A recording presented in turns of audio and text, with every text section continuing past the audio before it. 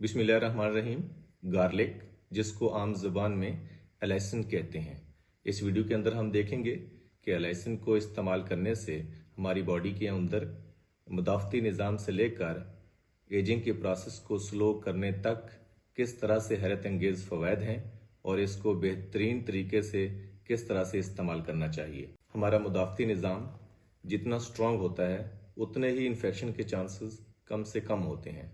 एलाइसिन हमारे immune system को strong करता है, हमारी बॉडी के अंदर मौजूद इम्यून सेल्स को स्टिमुलेट करके क़ुव्वत मुदाफ़त को बढ़ाता है, जिससे बैक्टीरिया और इन्फेक्शन के चांसेस कम से कम हो जाते हैं। खून की नालियों के ऊपर असरअंदाज होकर नाइट्रिक ऑक्साइड पैदा करता है। नाइट्रिक ऑक्साइड खून की नालियों को रिलैक्स करता है, थोड़ा सा डायलेट करता है, जिससे ब्लड प्रेशर को कंट्रोल करने में मददगार साबित होता है। इसी तरह एलाइसिन खून की नालियों में सोजिश को और कोलेस्ट्रॉल की मिकदार को कम करता है। कोलेस्ट्रॉल और सोजिश को कम करके प्लेक और कैल्शियम की मिकदार को कम कर देता है, जिससे फालिज और हार्ट अटैक के चांसेस कम से कम हो जाते हैं।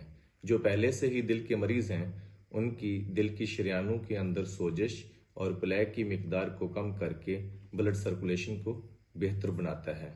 इसी तरह टिश्यू से इंसुलिन की रेजिस्टेंस को कम करके शुगर को कंट्रोल करने में मददगार साबित होता है। पूरी दुनिया के साइंसदान सिर्फ एक इसी रिसर्च के ऊपर लगे हुए हैं कि इंसान के अंदर एजिंग के प्रोसेस को किस तरह से स्लो किया जा सके। एसिटाइलसिस्टेन एक ऐसा कंपाउंड है जो गार्लिक के अंदर मौजूद है। ये कंपाउंड हमारी बॉडी के अंदर फ्री रेडिकल को न्यूट्रलाइज करता है। इसके साथ ऑक्सीडेटिव स्ट्रेस को कम करके एजिंग के प्रोसेस को स्लो करने में मददगार साबित होता है। यही कंपाउंड हमारी बॉडी के अंदर पैदा होने वाली मूजी अमराज यानी कि टीबी, नमूनिया, सेप्सिस जैसे इन्फेक्शन से हमको महफूज रखता है। जिगर की सेहत को बेहतर बनाता है।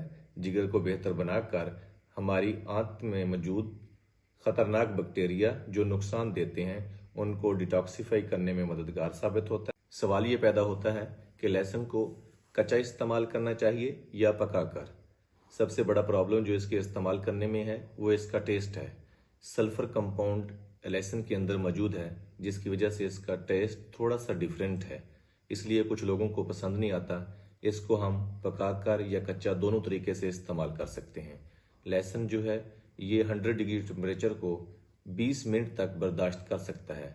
हम जो घरों के अंदर खाना बनाते हैं वो मोस्टली 100 डिग्री टेम्परेचर के ऊपर पक रहा होता है, इसलिए बेहतर है कि जब खाना तैयार होने वाला हो तो उस वक्त लहसुन को खाने के अंदर डालें, ताकि इसका जो है वो असर अपना बरकरार रहे।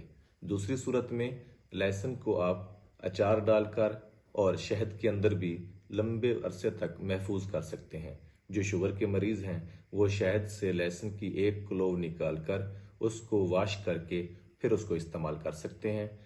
इसी तरह लहसुन को घर में एक क्लोव को छोटे छोटे पीसेज में कट करके 10 से 15 मिनट के लिए रख दें। उसके बाद इसी को दही के साथ मिक्स करके फिर भी इस्तेमाल कर सकते हैं। इसी तरह इसका पेस्ट बना लें आप। पेस्ट किस तरह से बनाना है, जैतून, सिरका और इसकी क्लोव्स लेकर लहसुन की इसको काट लें और इसका पेस्ट बनाकर सुबह शाम आधा आधा चम्मच या 24 घंटे के अंदर किसी वक्त भी एक पूरा चम्मच इस तरह भी इस्तेमाल कर सकते हैं। सबसे जो बेहतरीन वक्त है इसके इस्तेमाल का वो है सुबह खाली पेट। खाली पेट मुँह निहार इस्तेमाल करने से ये हमारी अंतड़ियों से जल्दी जज़ब हो जाता है और ज़्यादा असरअंदाज होता है। उम्मीद है आपको हमारी वीडियो पसंद आई होगी। हमारे चैनल को सब्सक्राइब कीजिएगा। अपना ख्याल रखिएगा। खुदा हाफिज़।